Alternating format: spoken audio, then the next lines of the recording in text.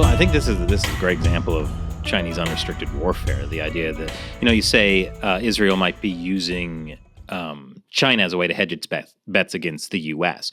What does China do? Well, they have TikTok. They push increasingly extreme anti-Israel, pro-Hamas views on TikTok to Americans who then vote, potentially creating this greater divide between the U.S. and Israel. Israel has to go to China, maybe sell some more of that high-tech stuff that the U.S. hasn't been giving to China. Like, it's brilliant. Yeah, I mean, it makes sense, I think. But on the one hand, it makes sense. But what China lacks, and I think this is where you start to see a crack in this plan, is they don't have a deep bench or a long history of expertise in the region, right? That they have for a long time tried to stay out of local politics as much as they can. I think we may have mentioned last time, right? The first sign that they were really trying to get involved was to perhaps be involved in the reconstruction of Syria through the appointment of their first special envoy. As you've mentioned today, they've tried to have a decent relationship with every country and every group, from Israel all the way through to Iran, or from Morocco really to Iran. But they don't necessarily have the experience and the knowledge of the players that will allow them to walk a fine line for a very long time. And there are very few people from the region who study in Chinese universities. There are not so many Chinese who study in some in Israel, but not so many in regional universities either. There's not a lot of cultural exchange. They don't have a long sense of the history. And I think this is where you start to see it, where, not condemning Hamas, even when, let's point out that, yes, the population in the Arab states, a lot of them are relatively supportive. But China's statements have been far weaker than many of the Arab states who have condemned Hamas. They might say, we condemn Hamas, but also we condemn this. But the Arab states, almost all, not quite all, have explicitly condemned the October 7th attack, have emphasized the importance of restraining Hamas at minimum. China has not done that.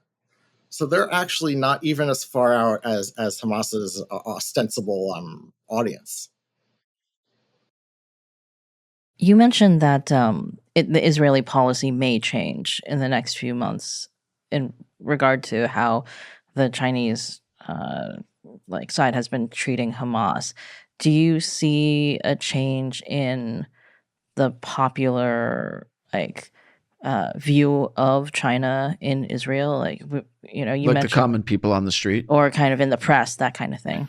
So I think so. I do follow the Israeli press. My Hebrew is pretty good, so I can somewhat follow in Hebrew, though I then tend to switch to English to if I need to do it faster. And we already are seeing that a bit in the press. The Hebrew language press tends to lead by 3 or 4 days from the English press, which then lags by another few days for when things hit the United States and Western press. So we already start to see that. But I would say it is, for the moment, a bit more of a press issue in a way, and a sort of elite issue. But I think part of that is in Israel, it's been 3 months. People here, people's attention spans wander. A lot of things happen in the world. There aren't as many protests out on the street here in Manhattan as there were, so there are still too many. But that's not the case in Israel, right? In Israel, the war is front of mind, middle of mind, and back of mind.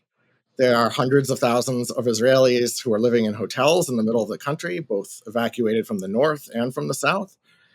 And I don't think that there's really the bandwidth for people to start thinking too much about specific things that will change. But I do think that there will be a change, and I do think that it will be a ground-up change, right? It will be something that the people will be upset about.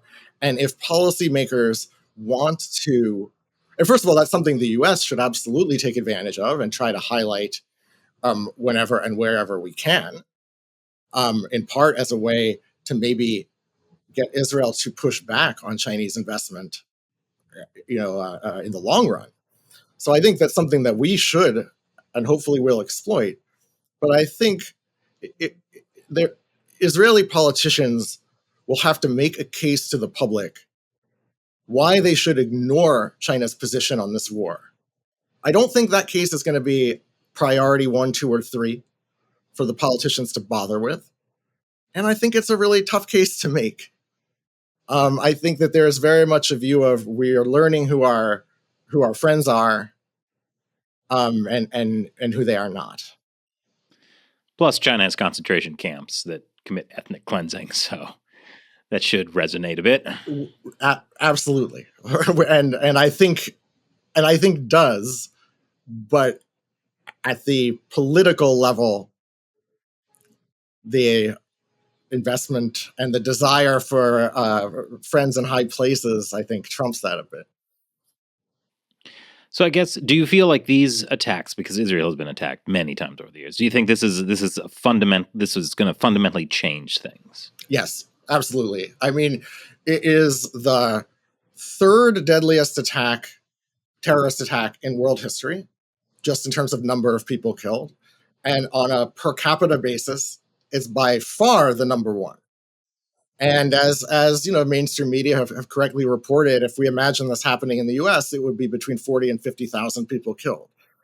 I mean, if 40 or 50,000 people were killed by a terrorist group here, I mean, we know what happened after 3,000 were. But I think that would fundamentally reshape not just US politics, but global politics. And Israel doesn't have that reach, right? And the raw numbers aren't that big. But it absolutely will force a fundamental rethink of Israel's foreign policy, defense policy,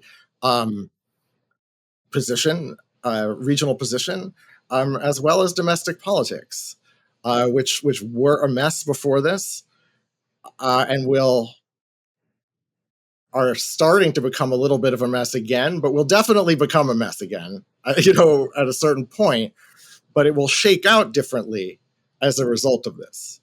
And I think the days where Israel will tolerate the idea of an acceptable level of consistent attack, cross-border attacks, I think that the entire premise of that is done. And at a certain point, something more will end up happening on the northern border vis-a-vis Hezbollah. And that in the long run, I think Israel will target not only the leaders of Hamas, wherever they may be, but also the leaders of Palestinian Islamic Jihad, of the PFLP, which is still active, and even some of the groups that the U.S. doesn't yet designate as terrorists.